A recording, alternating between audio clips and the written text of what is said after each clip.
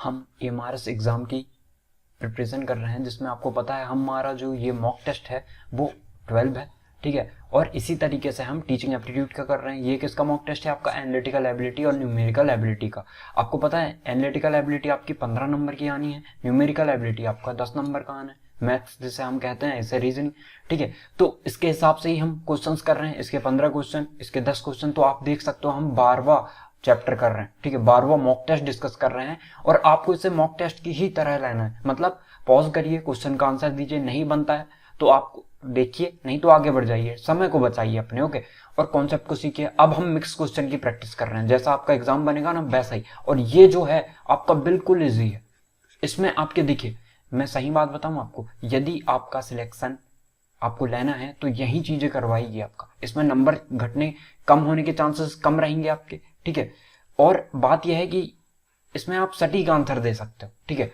जैसे पेडागॉजी हुआ, कभी कभी ऐसा होता है कि हमने ये आंसर दे दिया पर हमें कंफर्म नहीं रहता कि ये सही होगा या गलत होगा, लेकिन इसमें हम पूरे तरीके से कंफर्म होते हैं। तो इसलिए इसमें आपको स्कोर बिल्कुल मैक्सिमम से मैक्सिमम करना है, ठीक है, पूरे में से पूरा। और जो ये मॉक टेस्ट है उसमें आपके 25/25 नंबर आने चाहिए, ठीक है। आपको बताना है कमेंट सेक्शन में कि आपके कितने आ रहे हैं। इजी है बिल्कुल, इसी टाइप का बिल्कुल आना है आपका। वैसे ही हम टीचिंग एप्टीट्यूड का कर रहे हैं, इसका 40 क्वेश्चन के मॉक टेस्ट कर रहे हैं, 20-20 का सेट आप मान सकते हो। ये भी आपके लिए बहुत हेल्पफुल रहेगा। एक एक वीडियो हेल्पफुल है, आप चैनल पे जाके देख सकते हो, ओके। तो हम देखते हैं, ये सारे ही एग्जाम के लिए महत्वपूर्ण है आपके। तो फर्स्ट है आपका एनालिटिकल एबिलिटी, ठीक है। तो देखते हैं इसके लिए हम 1 सेकेंड। ये फर्स्ट क्वेश्चन है आपका, श्रृंखला दी गई है, इसको पूर्ण करना है आपको, ठीक है। तो सबसे पहले हमारे माइंड में आना क्या चाहिए, हमारे माइंड में क्या आना चाहिए? सबसे पहले फर्स्ट लेटर देखना है, आपकी एग्जाम में क्या अप्रोच होनी चाहिए, मैं वो बता रहा हूं, ठीक है। तो यहाँ पे फर्स्ट लेटर एक सा है ना आपका, तो फर्स्ट लेटर बिल्कुल भी मत देखो। फर्स्ट लेटर देखने की बिल्कुल भी जरूरत नहीं है आपको। क्यों? क्योंकि सबका फर्स्ट लेटर एक सा है। सेकंड लेटर देखते हैं, सेकंड लेटर देखो, क्योंकि हमें समय बचाना है। तो मैंने आपको पहले ही बताया था, आपको याद होना चाहिए कि ये जो है वो 13 होता है, ठीक है, ये 12 होता है, ये 11 होता है। मतलब क्या देख रहे हो, एक एक कम हो रहा है। तो ये कितना है, 10 है, तो हम बोल सकते हैं ये 9 होगा। तो आई जिसमें आ रहा है वो राइट आंसर होगा। आई इसमें आ रहा है, आई इसमें आ रहा है, बिल्कुल इन्हें एलिमिनेट कर दो। तो आपकी अप्रोच भी एग्जाम में ऐसे ही होनी चाहिए, ठीक है। अब हम देखते हैं लास्ट का, देख लें। फर्स्ट तो सेम है, लास्ट देखते हैं क्या हो रहा है। ये 11 है आपका, ये 13 है, धन 2 हुआ, 15 धन 2 हुआ, 17 धन 2 हुआ, ऐसा आ रहा होगा 19। और आप ये कब जल्दी कर सकते हो पता है? ऐसे पढ़ोगे कि ABCD, फिर आपको ऐसे देखना है, फिर चालू हो गया ABCD से, बहुत टाइम अपना बर्बाद कर चुके होगे। मैंने पहले भी बताया, आपको पता होना चाहिए। यदि मैंने आपसे पूछा कि W कितना होता है, ठीक है, तो आप सीधे बोलो कि 23 होता है। V कितना होता है? 22 होता है, ओके। U कितना होता है? 21 होता है। तो ये चीजें आपको याद होनी चाहिए। मैंने कहा P कितना होता है? 16 होता है।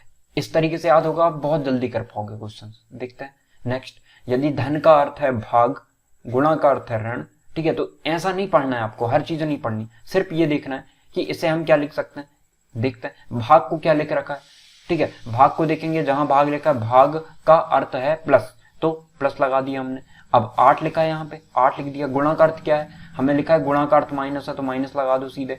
माइनस का अर्थ क्या है? माइनस का अर्थ गुणा है आपका, तो 2 लिख दिया हमने। धन का अर्थ क्या है आपका? धन का अर्थ जो है भाग है, तो यहाँ पे हमने भाग लगा दिया। ये 12 हो गया। सीधे सॉल्व कर लेते हैं। पहले आपको पता बोर्ड मास का नियम लगता है, पहले भाग सॉल्व होता है। तो लिख दें हम 6 गुणा 2 बटे 12 माइनस 8 धन 16, ठीक है। तो माइनस के पहले तो इनको भी जोड़ देते हैं हम, तो कोई प्रॉब्लम नहीं होती, जोड़ लेते हैं। 8 से आपके 24 हो गए, 16 8 24, और इसे काटेंगे तो 6 दूनी 12, 2 से 2 कैंसिल, मतलब 1 आ रहा है, तो 23 आपका राइट आंसर होगा। ऐसा नहीं करना है कि 24 में से 23 जाएंगे, 24 में से 1 जाएंगे, 23 बचेंगे, फिर 23 में राइट आंसर लगा रहा हूं, नहीं, बिल्कुल आपको देखना 24 में से जाएंगे 23 राइट आंसर, ऐसा, ठीक है। तो देखते हैं हम आगे। लुप्त पद याद करें। यहां देखना है आपको क्या चल रहा है, और यहां पे 64 आएगा, ठीक है, यहां पे 64 आएगा आपका। तो कैसा चल रहा है आपको बताना है। यहां पे देखोगे आप, देख के ही पता चल रहा है। मैंने क्या बोल रहा था आपको, 1 से 30 तक आपको स्क्वायर याद होने ही होने चाहिए। आपको 1 से 15 तक क्यूब होने चाहिए याद, मिनिमम, मैक्सिमम आप जहां तक कर सको, तो आपका टाइम बचेगा वहां पे, ठीक है, ये 5 का वर्ग दिख रहा होगा, ये 6 का वर्ग, ये 7 का वर्ग, ये 8 का वर्ग, ये 9 का वर्ग, तो किसका वर्ग आना है? 10 का वर्ग, राइट आंसर हो जाएगा। तो इस तरीके से आपको चलना है। अब हम देखते हैं जो जो दिया है हम वो देखते हैं। एक व्यक्ति पश्चिम दिशा में अपनी गाड़ी चला रहा है, तो आपको पता होगा ये डायरेक्शन यदि हम बनाएं तो ये उत्तर होता है आपका, ये दक्षिण होता है, ये पूर्व होता है और ये पश्चिम होता है। ठीक है, तो आप क्या बोलोगे यहां से कि वह दक्षिण, वो क्या कह रहा है, एक व्यक्ति पश्चिम दिशा में अपनी गाड़ी चला रहा है। किस दिशा में चला रहा है? इस दिशा में चला रहा है, पश्चिम दिशा में। फिर वह दक्षिण दिशा में चले, इसके लिए उसे निम्नलिखित में से सॉरी, निम्नलिखित में से कौन से मोड़ मुड़ना पड़ेगा? देखते हैं ऑप्शन से। वो सबसे पहले बाईं ओर जाएगा। देखिए आप क्या करोगे, आप यहां पे देखो, आप क्या कर रहे होगे। यदि आप इस पश्चिम दिशा में चल रहे हो, आपको दक्षिण में आना है, तो आप क्या करोगे? सीधा चल रहे हो, आप बाएं मुड़ोगे। ठीक है, आप यहां चल रहे हो, आप क्या करोगे? आप बाएं मुड़ोगे तो यहां आ जाओगे। ठीक है, तो इस तरीके से अब हम देखते हैं ये क्या कह रहा है, बाईं ओर, दाईं ओर, दाईं ओर। ठीक है, मतलब ये 3 पोर्शन बता रहा है हमें। क्या कह रहा है? यदि हम इस तरफ चल रहे हैं तो ये बायां होगा, इस तरफ मुड़ा। फिर वो क्या कह रहा है, तो यही हो गया। फिर बाएं के बाद क्या बोल रहा है, वो दायां मुड़ा, दायां इस तरफ हो जाएगा आपका। ठीक है, दायां इस तरफ हो गया। फिर दाएं कह रहा है, तो दायां जब वो इस तरफ चल रहा है तो इसका दायां तो ये हो गया, तो ये तो उत्तर की तरफ हुआ, दक्षिण की तरफ तो नहीं हुआ। अब हम देखते हैं दाईं ओर मुड़ेगा। चलिए दाईं ओर मुड़ा, फिर दाईं ओर मुड़ा, फिर दाईं ओर मुड़ गया, फिर बाईं ओर मुड़ रहा है। इसका मतलब बायां कौन सा होगा? ये बायां ये हो जाएगा, तो ये भी गलत हो गया आपका। हमें तो दक्षिण दिशा, ये तो उत्तर दिखा रहा है हमें। अब फिर देखते हैं इसे, बाईं ओर मुड़ा। ठीक है, तो इस तरफ आ गया, फिर बाईं ओर मुड़ रहा है, बाईं ओर मुड़ रहा है मतलब इस तरफ मुड़ रहा है। ओके सॉरी, बाईं ओर मतलब किस तरफ होगा? जहां हम सीधा हाथ ले जाते हैं ना, वहां। ठीक है, फिर बाईं ओर मुड़ रहा है, फिर बाईं ओर का मतलब क्या होगा? इस तरफ, तो फिर गलत हो गया। दाईं ओर, दाईं ओर और दाईं ओर। देखते हैं, ये दायां होगा इसका, फिर दायां ये मुड़ा और फिर दायां ये मुड़ा, मतलब ये राइट हो गया। तो राइट आंसर आपका डी होगा। ओके, इस तरीके से आपको करना होता है। अब देखते हैं हम नेक्स्ट क्या दिया है हमें। ऋचा अपनी गाड़ी से दक्षिण दिशा में 8 किलोमीटर आगे चलकर बाईं ओर मुड़ जाती है। ऋचा जो है वो अपनी गाड़ी से दक्षिण दिशा में 8 किलोमीटर चलती है और आगे चलकर बाएं मुड़ जाती है। बाएं मुड़ जाती है, इसका मतलब क्या है? इस तरफ चलती है, इस तरफ। देखिए आपका जो राइट है ना, वो उसका बायां है अभी की कंडीशन में। तो हम क्या कहें, यदि हम देखें तो उसका बायां क्या होगा? उसका बायां जो है ये होगा, उल्टी दिशा में है, तो अपना जो दायां है वो उसका बायां होगा। अब वो क्या कह रहे हैं, बाईं ओर मुड़ जाती है और 5 किलोमीटर आगे चलती है। 5 किलोमीटर ये आगे चल गई। ओके, वहां वह एक बार फिर से बाईं ओर मुड़कर 8 किलोमीटर चलती, फिर ये 8 किलोमीटर चल गई। तो बताइए अब वह अपने शुरू के स्थान से कितने किलोमीटर दूर है? कितने चली है? 5 किलोमीटर। तो यहाँ से 5 ही होगा ना, क्योंकि यहाँ तक तो 8 ही है, ये भी 8 है, ये भी 8 है, ये 5 है, तो ये 5 किलोमीटर चल रही होगी। तो राइट आंसर आपका ये होगा। तो आपको डरना नहीं है कि इतनी बड़ी लाइन का है, तो आप करोगे ना, बहुत आसान होगा। लेकिन आपकी अप्रोच क्या होनी चाहिए एग्जाम में? ज्यादा बड़े क्वेश्चन आ रहे हैं तो उनको छोड़ दो। ठीक है, आगे बढ़ जाओ। नेक्स्ट देखते हैं। इस प्रकार के क्वेश्चन भी आते हैं आपके। कुल कितनी संख्या है व्रतों की आपको बतानी है, तो देखते हैं। सबसे पहले तो ये बना है आपका ये। ठीक है, एक ये हो गया, एक ये बड़ा वाला हो गया 2। ठीक है, और एक ये हो गया 3, ये 4, ये 5 और ये 6। तो हम राइट आंसर 6 लगा देंगे, इजी था। नेक्स्ट देखते हैं। नीचे की आकृति में कुल कितने त्रिभुज निहित हैं, आपको ये बताना है। ठीक है, तो देखते हैं हम कितने त्रिभुज हैं। सबसे पहले हम क्या काम करते हैं, जो जो दिया है ना, जब भी ऐसी कंडीशन आ जाती है आपको, तो यहाँ बहुत ज्यादा कचरा टाइप लगेगा आपको, तो आप खुद बना लो। ठीक है, जल्दी बना सको तो, नहीं तो यहाँ देखना चाहो तो यहाँ भी देख सकते हो। एक त्रिभुज तो ये हो गया आपका। ठीक है, फिर हम एक त्रिभुज आपका ऐसा बना हुआ है, ये 2 त्रिभुज हुए, और दूसरा त्रिभुज बन सकता है क्या? नहीं बन सकता। एक तो ये हो गया और दूसरा ये हो गया आपका। ओके, तो हम क्या बोल सकते हैं यहां से कि आपका यहाँ पे सिर्फ 2 त्रिभुज बन रहे होंगे। ओके, और कोई सा बन रहा है क्या? नहीं बन रहा। एक तो ये बना और एक ये बना। ठीक है, और कोई सा तो बननेगा नहीं। अब हम देखते हैं, 2 ये हो गए। उसके बाद हम क्या करते हैं, आपका ये एक त्रिभुज बना है, ये 3 त्रिभुज हुए, इसके साथ और कोई सा बन रहा है? नहीं, 3 हो गए ये। उसके बाद हम देखते हैं ये 1, ये 2 और ये 3। उसके बाद हम देखें तो क्या है, कलर चेंज कर लेते हैं ताकि आप अच्छे से समझ सको। डार्क कलर ले लेते हैं थोड़ा सा, ये ओके। तो ये हुआ। इसके बाद क्या है कि आप जो यहां से है एक लाइन खींचा आपने, तो यहां तक आए आप, तो कितने त्रिभुज हो गए? 2 त्रिभुज और हो गए आपके, 5 त्रिभुज हो गए। ओके, 5 त्रिभुज हो गए। इसको क्योंकि 2 भागों में बांट दिया, 5 और इससे भी 2 भागों में, तो 7 हो गए आपके। ठीक है, तो धन 2 लिख देते हैं हम, 7 हो गए आपके। अब हमें क्या बोल रहा है कि एक त्रिभुज आपका ऐसा बना, तो ये 8 हुआ। और कोई सा बन सकता है क्या यहां से? नहीं बन सकता है ना, 8 हुआ। 8 के बाद आपको बोल रहा है बस यही है, यही कंडीशन है और दूसरी तो है नहीं, तो आपका राइट आंसर 8 हो जाएगा। ओके, तो और आप गिन लीजिएगा, यदि ज्यादा हो रहे होंगे तो आप कमेंट सेक्शन में बताइएगा। ओके, देखते हैं नेक्स्ट। प्रश्नाकृतियां बतानी है आपको। ओके, तो प्रश्नाकृतियां में क्या होगा, यहां पे देखिए आप, यहां पे आपको दिख रहा है होगा कि जस्ट उल्टा यहां पे दिख रहा है आपको, यदि जो गैप जो छूटे हुए हैं ना वो भरे हैं आप, तो यहां पे ये भरा है तो जो छूटा है वो भर रहा होगा, तो ये आपका राइट आंसर होगा। तो हम बोल सकते हैं कि 1 सेकेंड, यहां तो 2 दिख रहे हैं फिर आपके आंसर। ठीक है, यहां तो आपके 2 आंसर दिख रहे हैं। तो यहां पे देखिएगा आप, यदि आपका लाइन इस तरफ है, ठीक है, लाइन ये इस तरफ थी पहले, अब इस तरफ हुई है, लाइन ये इस तरफ है, ऐसा है, दोनों में अलग अलग है। ओके, दोनों में ही अलग अलग है। ठीक है, यदि ये है, ये लाइन है आपकी, तो हम बोल सकते हैं ऊपर भी कुछ ऐसी ही होगी। ठीक है, ऊपर भी आपकी जो आड़ी लाइन है ना वही आड़ी लाइन होगी, मतलब ये वाली। और नीचे आपकी कैसी है, नीचे, और आप ऐसा देखिए कि नीचे और ऊपर दोनों में अलग अलग दिखना चाहिए आपको। जैसे यहां पे दिख रहा है नीचे और ऊपर, नीचे और ऊपर अलग अलग, तो वैसे यहाँ पे देखिए कि नीचे और ऊपर अलग अलग दिखना चाहिए। तो यहाँ देखते हैं ये दोनों में अलग अलग दिख रहा है, इन दोनों में, तो आपका राइट आंसर बताना है आपको।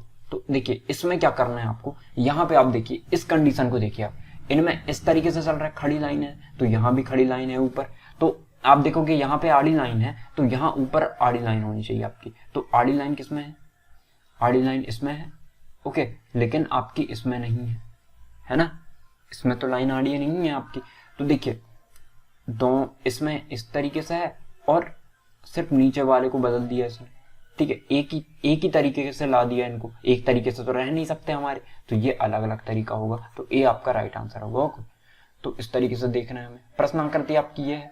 अब देखिए इसमें क्या हो रहा है कि आपको देखना है कि आपकी जो लाइनें हैं वो कितनी है। ठीक है, भुजाएं कितनी, एक की हो गई, एक की आपकी ये होगी 2, ये हो गई 3 और ये 4 हो गई। ठीक है, अब यहां देखते हैं 1, ये 2, ये 3, ये 4 और ये 5। ठीक है, यहां देखते हैं तो 1 2 3 4 5 6, मतलब क्या हो रहा है, लाइनें ज्यादा हो रही, तो अगली 7 होगी। तो हम बोलते हैं कि ये यदि 1 है, ये 2 है आपकी, ये 3 है, ये 4 है, ये 5 है, ये 6 है और ये 7 है, तो राइट आंसर तो आपका फर्स्ट ही हो गया। यदि इसमें देख लेते हैं तो ये तो 6 हो जाएंगे आपके, और ये 2 लाइन तो बढ़ना नहीं चाहिए, एक ही लाइन बढ़ना चाहिए, इसलिए राइट आंसर आपका ये होगा। अब ए बी और सी का पिता है, मैंने आपको पहले भी बताया, अभी भी बता देता हूं, जब भी हम एक जनरेशन ऊपर जा रहे होते, एक जनरेशन ऊपर, जैसे पिता या माता को दर्शाना है, ठीक है, और उसके पुत्र को दर्शाना है, तो हमने कहा ये सन और ये फादर, इस तरीके से होगा। यदि उसकी वाइफ को दर्शाना है तो ये मदर हो गया। ठीक है, और जो भी फीमेल है उसके सामने माइनस, और जो मेल है उसके सामने प्लस, ज्यादा अच्छा हो जाता है। और जो भी आपका क्या है, हस्बैंड वाइफ है, तो उनको 2 लाइन से दर्शा दिया हमने। अब ए बी और सी का पिता है, ए जो है ना बी और सी का पिता है, ये बी और सी का पिता हो गया ये। ओके,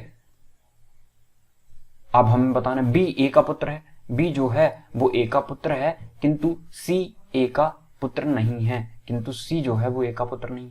लेकिन हमें तो कह रहा था ए जो है बी और सी का पिता है, हमें क्या बोला कि ए जो है बी और सी का पिता है, बी ए का पुत्र है किंतु सी ए का पुत्र नहीं है, सी का ए से क्या संबंध है, आपको ये बताना है।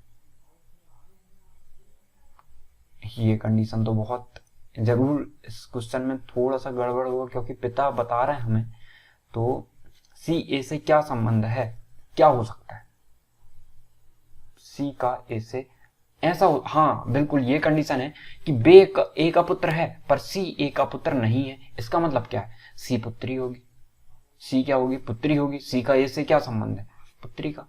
राइट आंसर ये हो जाएगा। सी का सॉरी सी का ए से क्या संबंध है हमें बोल रहा है, तो पुत्री का। एक महिला ने कहा कि वह खड़ी लड़की मेरे दादाजी के एकमात्र पुत्र की पुत्री है। उस महिला का उस लड़की के साथ क्या संबंध है? तो आपको पूरा नहीं पढ़ना है, आपको सिर्फ देखना है जो जो बोल रहा है वो बनाते चलिए आप। वहां खड़ी लड़की मेरे दादाजी के, ठीक है, मेरे दादाजी कौन हो गए? ग्रैंडफादर लिख देता। मेरे दादाजी के एकमात्र पुत्र की पुत्री है। एक महिला ने कहा वह खड़ी लड़की मेरे दादाजी के एकमात्र पुत्र की पुत्री है। ठीक है, एकमात्र पुत्र जो है, इनके एकमात्र पुत्र कौन है? मान के चलते हैं एकमात्र पुत्र इसका कौन है? एफ मान लेते हैं। ठीक है, एफ इसकी पुत्री है, वहां जो खड़ी है वो लड़की, ठीक है, गर्ल मान लेते हैं हम इसे। तो उस महिला का उस लड़की से क्या संबंध है? ठीक है, तो देखिए यदि इसके दादाजी हैं तो ये भी तो इसके दादाजी ही हो रहे हैं ना, तो हम बोल सकते हैं इसकी ये बहन होगी, महिला है तो ये बहन होगी। तो राइट आंसर ये हो जाएगा। ओके, आई होप आपको समझ में आया। और चाचा भतीजे तो हो नहीं सकती, कजन तो हो नहीं सकती। क्यों? क्योंकि इसका एकमात्र ही पुत्र था। देखते हैं, अजय विजय का भाई है। ठीक है, अजय जो है ना वो विजय का भाई है, तो ऐसा बोल दिया हमने। अब सुभा अजय की बहन है, सुभा जो है वो अजय की बहन हो गई है, सिस्टर हो गई। अब संजय राहुल का भाई है, संजय जो है SUN SAN जो भी लिखना चाहो आप, संजय जो है किसका भाई है? आपका राहुल का भाई है। ओके, राहुल का भाई हो गया ये। मेहुल विजय की पुत्री है, मेहुल जो है वो विजय की पुत्री है, मेहुल यहाँ आ गया। संजय का चाचा कौन है? ठीक है, संजय का चाचा कौन है? अब देखिए संजय राहुल का भाई है, तो राहुल का कनेक्शन कुछ दिख रहा है हमें यहाँ पे। अजय विजय का भाई है, सुभा अजय की बहन है, संजय राहुल का भाई है,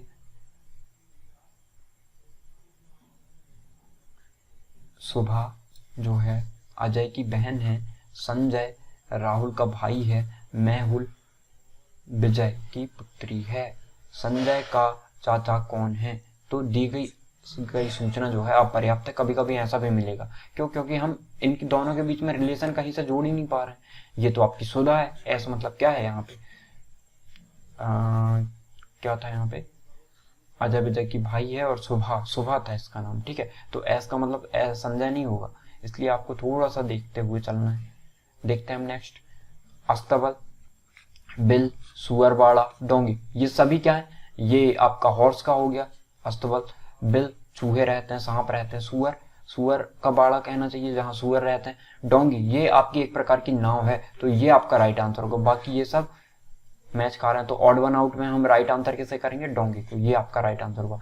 खुश, प्रसन्नचित्त, उदास, प्रसन्न, ये सारे खुशी को दर्शा रहे हैं, लेकिन ये उदास को, इसलिए ये ऑड वन आउट में होगा। तो इस प्रकार के क्वेश्चन में आपको क्या छांटना होता है? जो आपका तीनों से मैच नहीं खाता उसे, जो सबसे अलग है उसे छांटना है। ओके, देखते हैं। शिकारी जैसे बंदूक रहती है शिकारी के पास, वैसे लेखक के पास क्या होना चाहिए? पुस्तक, कविता, कलम या प्रश्न? कलम, सीधी सी बात है। ठीक है, लेखक किससे लिखता है? कलम से। शिकारी किससे शिकार करता है? बंदूक से। नेक्स्ट देखते हैं। किसी वस्तु को, अब मैथ्स आ गई हमारी, ठीक है, आई होप आपको क्लियर होगा सारी चीजें। किसी वस्तु को 250 रुपए में खरीद कर, ठीक है, तो आपको पता होना चाहिए सीपी कितना है आपका, कॉस्ट प्राइस कितना है? 250 रुपए। ओके, अब खरीद कर 300 रुपए में बेच देता है, तो सेलिंग प्राइस क्या हो गया? विक्रय मूल्य क्या हो गया आपका? 300 रुपए। अब हमें क्या बोल रहा है? बताइए उस पर कितने प्रतिशत लाभ हुआ? लाभ प्रतिशत क्या होता है? लाभ परसेंट इज इक्वल टू होता है लाभ बटे क्रय मूल्य, कॉस्ट प्राइस इनटू 100। ठीक है, लाभ निकाल लेते हैं, कितने का होगा? 300 का बेच रहा है, 250 का खरीदा था, 50 रुपए का लाभ हुआ उसे। कॉस्ट प्राइस कितनी है आपकी? 250 बटे 100, 1 शून्य से 1 शून्य। ठीक है, 5 से काट देते हैं 25 बार, 5 से काट देते हैं 2 बार और ये 20% आपका राइट आंसर होगा। तो इस तरीके से आपको करना होता है। ओके, आप और जल्दी कर सकते हो, मैं समझा रहा हूँ इसलिए टाइम लग रहा है। ओके, एक वस्तु को 38 रुपए में बेचने पर 5% की हानि होती है। यदि इसे 42 रुपए में बेचा जाए तो कितने प्रतिशत का लाभ या हानि होगी? सॉरी एक वस्तु को 38 रुपए में बेचने पर 5% की हानि होती है। तो देखिए, आप सूत्र से भी कर सकते हो, सूत्र करोगे, सूत्र याद करना पड़ेगा आपको। तो आप सीधा सिंपली याद रखो, आपको हानि दी हुई है, लाभ दिया हुआ है, आपको क्या करना है? आपको देखना है कि यदि 5% हानि है ना, तो 5% को हम क्या लिख सकते हैं? बटे 100। परसेंटेज के मतलब बटे में 100 आता है। 5 एकम 5, 5 दूनी 10, 5 सोनम 1/20 हो गया ये। ठीक है, तो जो ऊपर आया है ना, वो आपकी हानि है। ठीक है, प्रतिशत कैसे निकालते हो आप? यदि मैं कहूं प्रतिशत कैसे निकालते हो, ऊपर हानि रहती है, हानि प्रतिशत निकालो तो ऊपर हानि, नीचे कॉस्ट प्राइस इनटू 100। तो यही तो किया है आपने।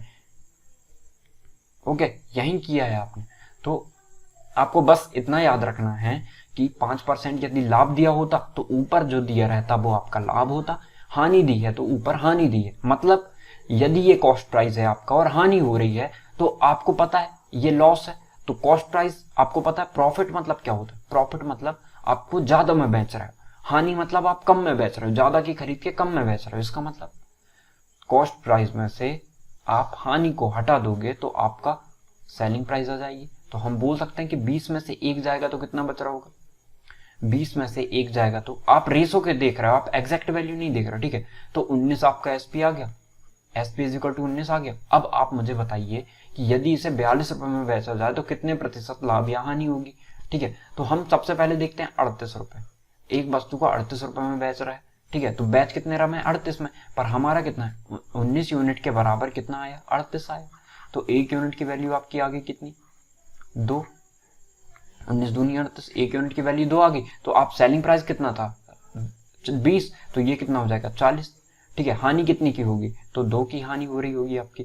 ठीक है, तभी तो 38 आया, 40 में से 2 घटा हो गया, 38 आ गया आपका। तो इस प्रकार से सोचना होता है आपको। आई होप आपको समझ में आया होगा। नहीं आया होगा तो आप थोड़ा सा सोच सकते हैं उससे। ठीक है, 1-2 बार देखोगे वीडियो, समझ में आ जाएगा। अब देखते हैं 5%। अब 42 रुपए में बेच रहा है तो कितने का फायदा होगा? वो कितने में?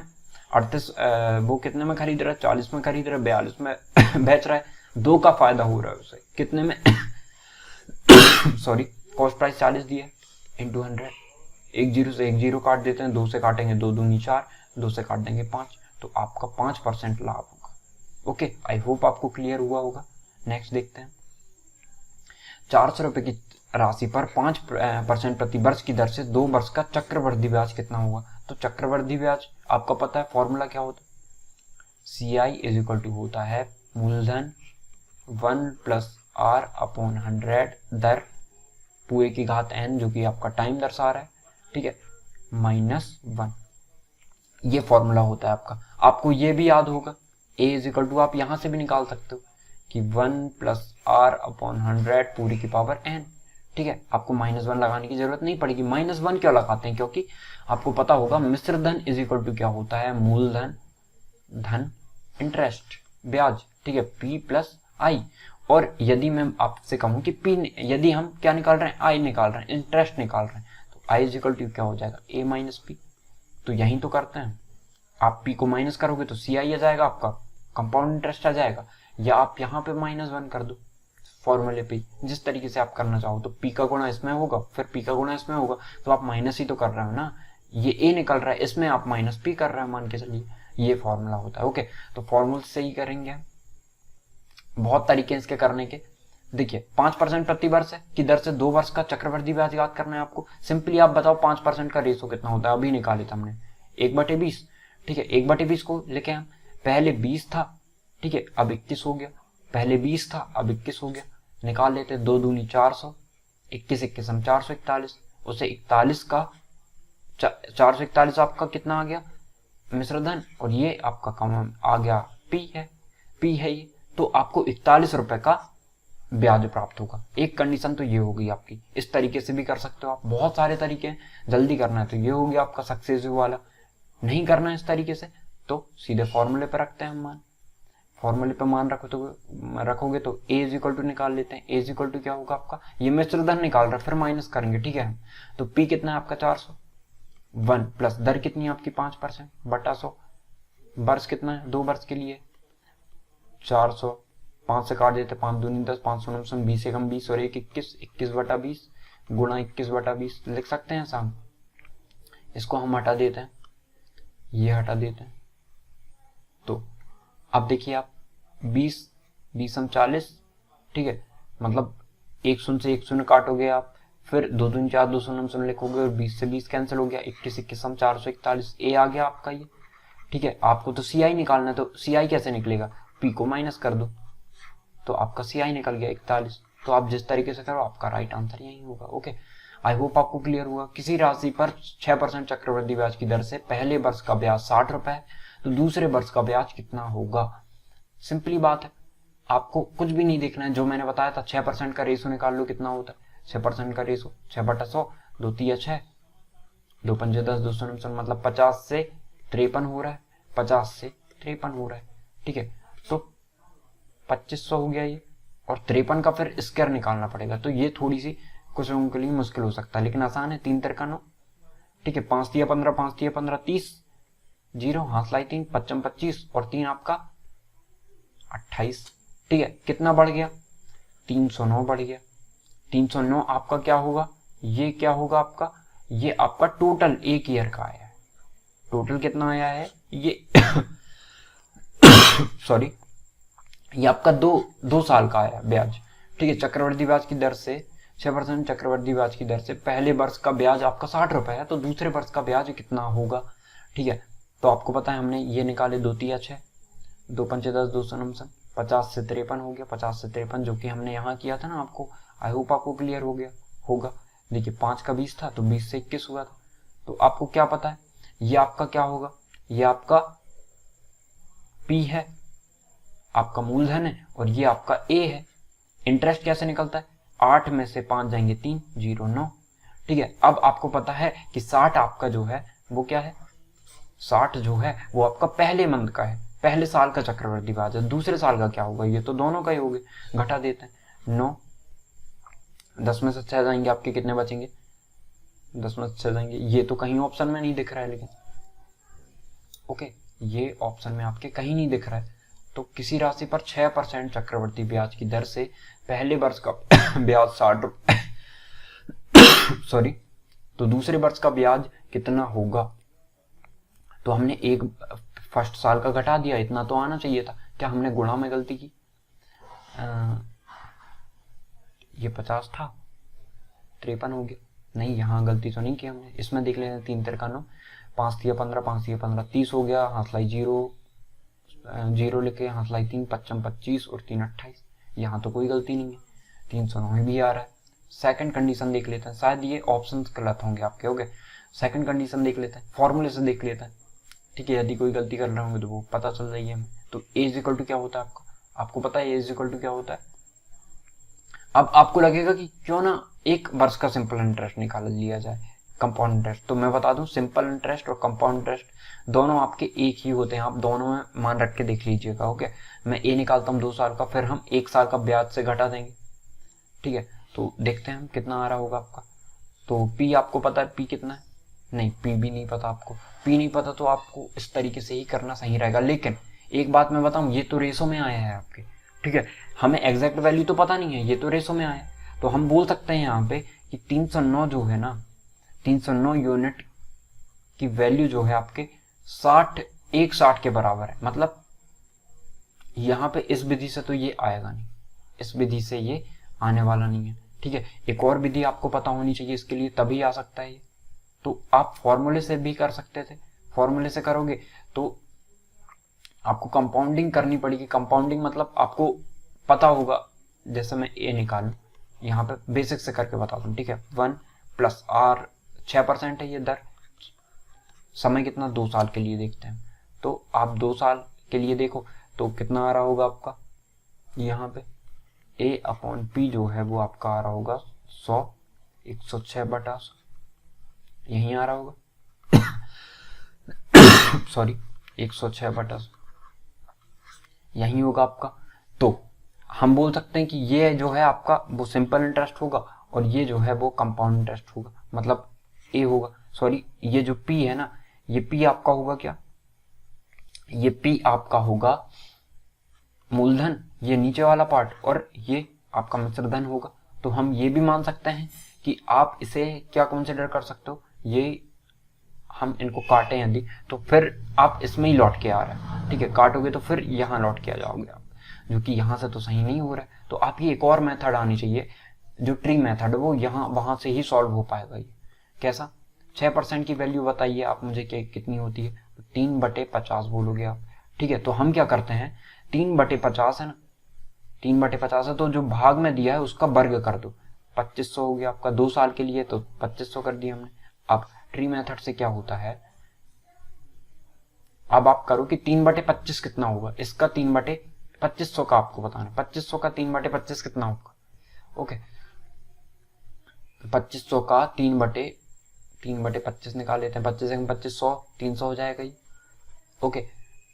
और ये कितना होगा आपका, यहाँ पे कितना आ रहा होगा, ये भी 300 होगा दूसरे साल का। अब इसका भी 3/25 निकालोगे आप, तो होता वही है। देखिए सिंपल इंटरेस्ट में आपका ये मान आता है, लेकिन कंपाउंड इंटरेस्ट में क्या होता है, ब्याज का भी ब्याज निकलता है। तो 300 का 3/25, 300 का 3/25 कितना होगा आपका, 25 एकम 25, बचे कितने 5 हो गए 50, 25 दूनी 50, 12 दिया 36, तो ये 36 रुपए भी एक्स्ट्रा आ रहा होगा। तो हम क्या बोले कि 300 रुपए आपका कितने वर्ष का ब्याज है, 1 वर्ष का ब्याज है, जिसकी वैल्यू आपको दे रखी है कितनी, और ये 2 वर्ष का ब्याज है, और इन तीनों को जोड़ोगे तो ये आपका कितने वर्ष का ब्याज हो गया, 2 वर्ष का ब्याज हो गया, ओके। तो हमें इससे मतलब है, तो हमें पता है कि 300 की जो वैल्यू है ना वो आपकी 60 दे रखी, 300 यूनिट की वैल्यू 60 दे रखी, तो 1 यूनिट की वैल्यू क्या बोलोगे 300 होगी।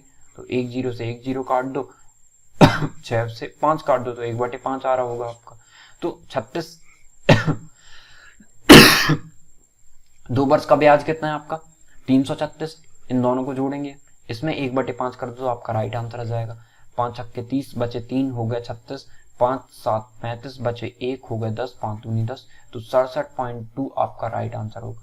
67.2 यहाँ तो कहीं नहीं आ रहा है, शायद इसने जो है लगभग में ले लिया हो, देख लेते हैं कहीं कोई गड़बड़ तो नहीं की। 5 छक्का 30, ठीक है, बचे 3 हो गए 36, तो उतनी बार में जा रहा होगा ना, तो यही आपका राइट आंसर होगा 67.2, मतलब आप लगभग में इसे मान सकते हो, ओके। आई होप आपको क्लियर हुआ होगा, दोनों मेथड आपके आनी चाहिए। अब देखते हैं हम नेक्स्ट, और यदि आप एग्जैक्ट आंसर निकाल लेते हो तो कमेंट सेक्शन में आप बता दीजिएगा, यदि आपको और दूसरी अप्रोच आती होगी तो, ठीक है। नेक्स्ट देखते हैं, 5 विद्यार्थियों की ऊंचाई सेंटीमीटर में दे रखी है आपको, उनकी औसत ऊंचाई निकालिए। औसत ऊंचाई कैसे निकालते हो, इन सब को जोड़ो, इन सारों को जोड़ो, और फिर 1 2 3 4 5 जितनी संख्या उससे भाग दे दो। तो ये तो बहुत लंबी प्रोसेस हो गई, जल्दी कैसे निकाल सकते हैं। जल्दी निकालने के लिए इनमें कोई एज्यूम कर लो आपकी लगभग कितना हो सकता है आपका, ठीक है। तो लगभग हम मान के चलते हैं 135, ठीक है। हमने मान लिया कि 135 आपका जो है वो एक काम करते हैं, हम 135 नहीं मान के हम मानते हैं जो ऑप्शन में दिया है आपके 136 मान लेते हैं, ताकि आप आसानी से कर सको। 136 मानते हैं, तो 140 से 136 से कितना ज्यादा है, आपको डाइवर्सिटी निकालनी है, ठीक है। मैं बताऊंगा, समझाऊंगा आपको कैसे करते हैं। कितना ज्यादा है, 4 ज्यादा है, कितना ज्यादा है, 5 ज्यादा है, सॉरी 1 कम है, ठीक है। ये कितना है, 6 ज्यादा है, ये कितना है, 2 ज्यादा है, 2 कम है, नहीं 136 से 138 2 ज्यादा है, 140 4 ज्यादा है। तो हम बोल सकते हैं 4 और 2 6, सारे प्लस वालों को जोड़ दो, 4 2 6 6, और आपका 4 2 6 6 और 6 12, 12 और 4 आपके कितने हो गए 16, 12 और 4 16, में से 1 कम करना है आपको 15। तो 15 जो है ना वो 15 आपने क्या हुआ प्लस हुआ, ज्यादा आया प्लस, इसे कम करना है हमें, ठीक है। देखिए कभी भी हम जो निकालते हैं ना, कभी भी आपको औसत निकालना है इस विधि से, तो आपको ये ध्यान में रखना है, यदि आप जो भी एज्यूम करते हो, बीच का जो भी एज्यूम करते हो आप, तो आपको ये पता होना चाहिए कि जो प्लस वाली संख्या है ना उतनी ही माइनस वाली संख्या होगी, तो आपका एग्जैक्ट वैल्यू राइट होगी। लेकिन यदि उससे कम या ज्यादा आता है, कम आता है तो हम कम कर देंगे निकाल के इसका औसत, और ज्यादा आता है तो ज्यादा आएगा तो सब में बांट देंगे, मतलब ज्यादा आएगा तो जोड़ेंगे, कम आएगा तो घटाएंगे। तो ज्यादा आया +15 आया, तो हम देखते हैं कितनी संख्या 1 2 3 4 5, तो ये 15 जो है सब में बटेगा, तो 5 दिया 15 प्लस 3 जोड़ देते हैं इसमें, तो 139 आपका राइट आंसर होगा। ओके, अब कुछ लोगों को लगेगा कि हमें कुछ समझ में नहीं आया कैसे करते हैं, तो मैं एक बार फिर से बता देता हूँ। यदि हम मान के चलिए ऐसा एज्यूम करते हैं, तो आप ना एक ज्यादा मान के कर लीजिएगा। मैं कैसे बताता हूँ, जो आंसर है उसी को लेके चलते हैं, ठीक है, जो आंसर है उसी को लेके चलते हैं। तो देखिए यदि हमने 139 लिया होता क्या औसत, तो ये +1 है, ये -4 है आपका, ये आपका +3 हो गया, ये आपका -1 है और ये आपका +1, ठीक है। देखते हैं, 1 3 और 1 4, 4 और 1 5, धन के कितने हैं 5, माइनस के देख लेते हैं, 4 और 1 5, -5, जितना +5 है, जितना प्लस में है उतना ही माइनस में, तो ये 0 हो गया, मतलब यही राइट आंसर है आपका। अब आप 140 लेके सॉल्व कीजिएगा, ठीक है, माइनस में आएगा, माइनस सब में बांट दीजिएगा, तो आपका कितना आ रहा होगा मैं बताऊं, आपका 5 आ रहा होगा, माइनस में 5 आ रहा होगा, तो क्या करोगे, सब 5 से भाग दे दोगे, तो -1, तो इससे -1 आपका हो जाएगा, 140 में से -1 घटा देना, तो ये राइट आंसर आ जाएगा। तो आप जिस तरीके से करना चाहो, तो आपको ये वाला क्वेश्चन खुद से करना है, ओके, जिस तरीके से करना चाहो आप। औसत दो तरीके से निकलता है, या तो इन सबको जोड़ के और 1 2 3 4 5 6 7 8 9 जितनी संख्याएं ये उससे भाग दे दो, या फिर जो मैंने बताया वो विधि से करो, जो आपको सही लगे। नेक्स्ट देखते हैं, आपको पता होगा a⁵ इंटू a⁵7 कितना होता है, x⁵m इंटू x⁵n कितना होता है, x⁵m इंटू n, यही होता है। तो आपको देखना है कि यहाँ पे बेस सेम है, तो क्या होगा, दोनों घात जुड़ जाएंगे, 7 धन 5 हो जाएगा, मतलब 12 आपका राइट आंसर होगा। इस तरीके से करते हैं इसे। एक और फॉर्मूला आपको पता होना चाहिए कि x⁵n कितना हो जाता है, x⁵m इंटू n, ठीक है। तो इन दोनों को ये कैसे में इस तरीके से है, तो हम इनको गुणे में लिख देंगे, 2/3 इंटू -3/4, 2 से 2 कैंसिल 2 बार, 3 से 3 कैंसिल, तो -1/2 आएगी। तो हम क्या बोल सकते हैं, x की पावर आपकी -1/2 आई। तो आपको पता है कि यदि हम इसे अपॉन में कर देते हैं तो ये पावर 1/2 हो जाएगी, ठीक है, मतलब प्लस में आ जाएगी यदि 1 के बटे में करते हैं, तो ऐसा पता होना चाहिए आपको। तो 1/2 का मतलब क्या होता है, अंडर रूट, x की घात 1/2 का मतलब क्या होता है, 4 की घात 1/2 का मतलब क्या होता है, अंडर रूट 4। तो वैसे ही x की घात 1/2 का मतलब अंडर रूट x, तो ये आपका राइट आंसर होगा। ओके, आई होप आपको क्लियर हुआ होगा। अब इसे कैसे सॉल्व करना है, बोर्ड मास वाली से, ठीक है। तो ये क्वेश्चन आप कर लोगे शायद, आई होप कि हमारे 10 क्वेश्चन हो गए हैं, ये एक्स्ट्रा दिया था मैंने ताकि आप कर सको। इनमें से कौन सा नहीं बनेगा वो मैं देख लेता हूँ, ये तो इजीली कर पाओगे आप। ये देख लेते हैं, निम्नलिखित में से कौन सी संख्या, इसका स्क्रीनशॉट ले लो और कमेंट सेक्शन में बताना, ठीक है, आपको आंसर। नेक्स्ट देखते हैं, निम्नलिखित में से कौन सी संख्या 3 से पूर्णतः विभाजित होगी। तो 3 से विभाजित संख्या बतानी है आपको, तो क्या करो, सीधे देख लो कि 3 से कोई भी संख्या डिवाइड होती है ना, तो उनके अंकों का योग 3 से डिवाइड होता है। 9 और 1 10, 10 4 14, ये तो नहीं होगी। 7 3 10 और 1 11, ये भी नहीं होगी। 7 5 12 और 1 13, ये भी नहीं होगी। 9 और 5 14 और 1 15, ये है। 3 से भाग देखो जाएगा, 3 एकम 3 बचे 2 हो गए 29, 3 नाम 27 बचे 2 हो गई 3 7 21, चला गया।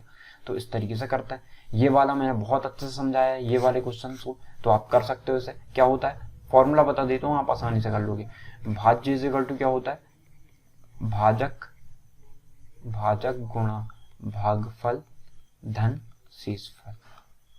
ओके, इसमें मान रख दो, आपका राइट आंसर आ जाएगा। 1 से 50 तक की सारी पूर्ण संख्याओं का योग, मैंने बहुत बार बताया आपको, 1 से 50 तक निकालना है ना सारी पूर्ण संख्या, सीधे आपको क्या रखना है, n+1 अपॉन 2, मतलब संख्या कितनी 50, 50 धन 1 मतलब 51/2, 25 एकम 25, 5 हाथ लाई 2, 25 पंचे 125, 127 राइट आंसर होगा।